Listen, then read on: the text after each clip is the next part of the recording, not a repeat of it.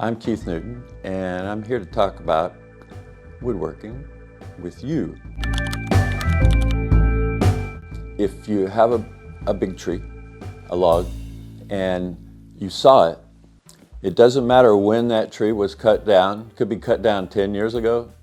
That material hasn't started drying yet. It can't really start drying until you've exposed the surface area. The surface area is exposed by slabbing it out.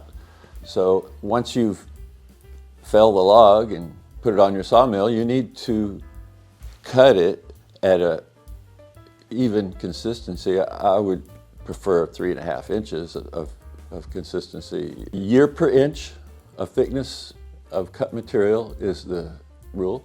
And I would venture to say that some of those jackets, you know, the round part that's on the outside of the tree, it's called wane.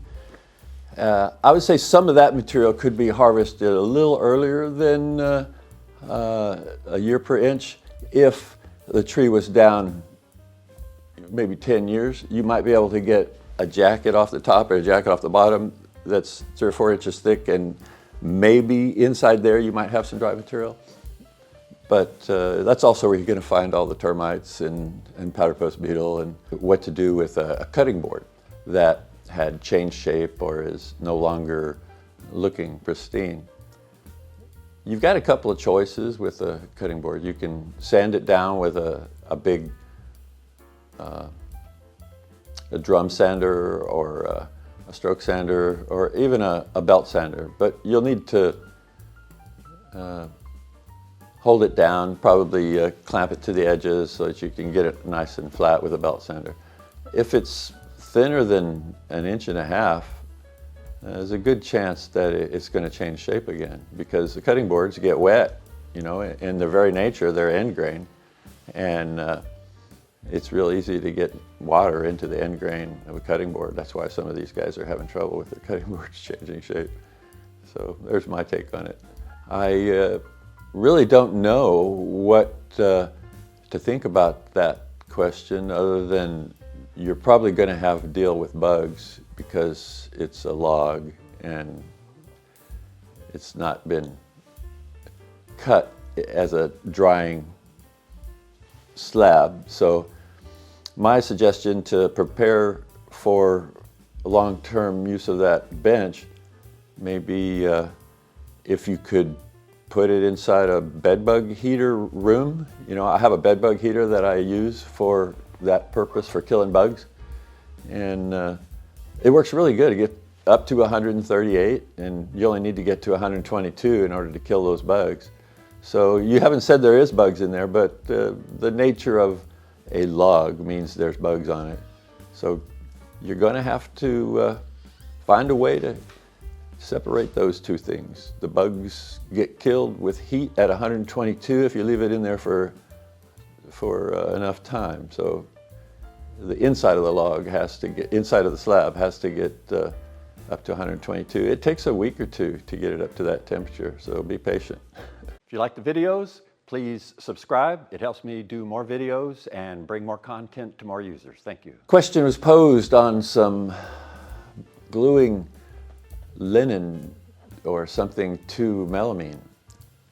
I don't think that's going to work. The facts of nature are that nothing's going to stick to melamine.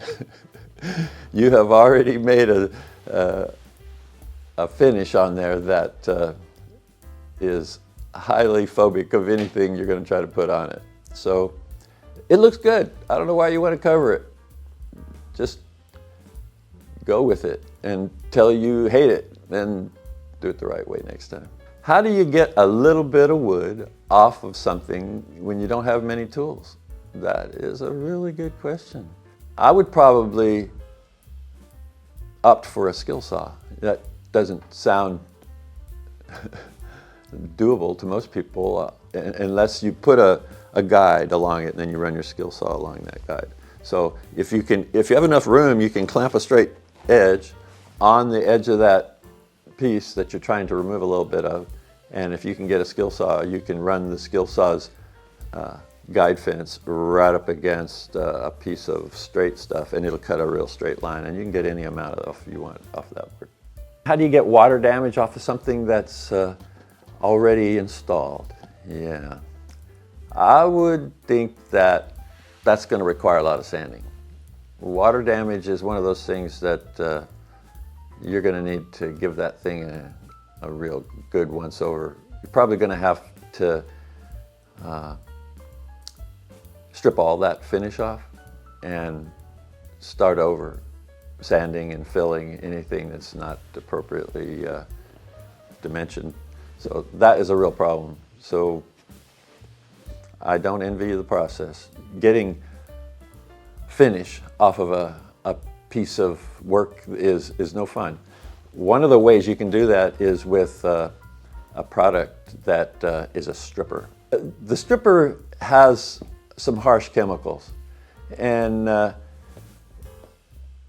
it's really terrible on your genome, the methylation that takes place if you use that methyl chloride stuff. Don't use it. Just I prefer to use abrasives and a scraper maybe.